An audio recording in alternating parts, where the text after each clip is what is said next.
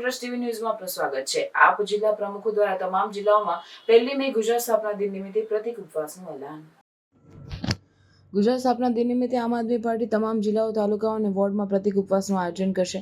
ગુજરાતના લોકોને સુખ, શાંતિ, સમૃદ્ધિ અને સુરક્ષા મળી રહે તે માટે ગુજરાત સ્થાપના દિન દિવસે પ્રતિક ઉપવાસ કરવામાં આવશે। 1 મેના રોજ અમદાવાદ ખાતે પરિવર્તન સંકલ્પ સભાનું આયોજન કરવામાં આવશે અને તબક્કાવાર 182 વિધાનસભાઓમાં પરિવર્તન સંકલ્પ સભા યોજાશે।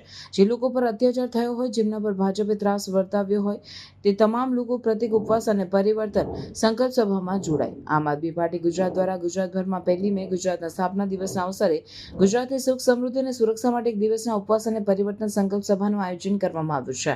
આ પ્રસંગે આમ આદમી પાર્ટીના તમામ જિલ્લાઓમાં જિલ્લા પ્રમુખો દ્વારા પ્રેસ કોન્ફરન્સનું આયોજન કરવામાં આવ્યું અને પોતાની વાત રજૂ કરતા જિલ્લા પ્રમુખોએ જણાવ્યું હતું કે આજે ગુજરાતમાં લોકો આર્થિક રીતે પાયમાલ થયા છે, ખેડૂતો, ધંધા, રોજગાર બરબાદ થઈ ગયા છે, ગુજરાતમાં ક્રાઇમ રેટ વધ્યો, મહિલાઓ પર અત્યાચાર વધી રહ્યા છે અને બળાત્કારની સંખ્યા પણ ખૂબ જ વધી રહી છે અને વેપારી અસુરક્ષિત મહેસૂસ કરી રહ્યા છે।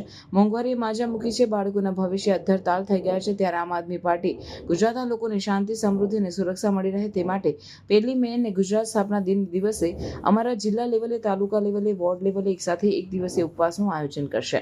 આ કાર્યક્રમમાં સામાન્ય જનતાને પણ અમે આમંત્રણ આપીશું અને જનતાને આમંત્રણ આપીશું અને કહીશું કે આવો આપણે સાથે મળીને એક દિવસનો ઉપવાસ કરીએ, કારણ કે હાલ ગુજરાતની પરિસ્થિતિ ખરાબ થઈ રહી છે, પરંતુ આપણે કંઈ કરી શકતા નથી। તેના પ્રાયશ્ચિત રૂપે એક દિવસીય ઉપવાસ યોજીશું।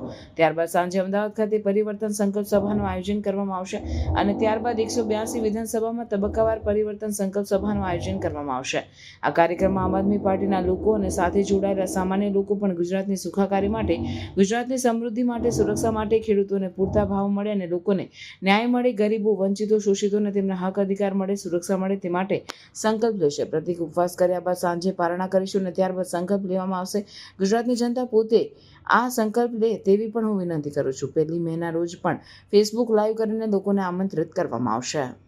આવતીકાલે 1 મે ગુજરાત સ્થાપના દિવસ, ત્યારે આમ આદમી પાર્ટી દ્વારા સમગ્ર ગુજરાતમાં દરેક કાર્યકર્તાઓને, પદાધિકારીઓ, પ્રદેશથી લઈ અને શહેર સુધીના તમામ લોકો એક દિવસના ઉપવાસ રાખવાના છે।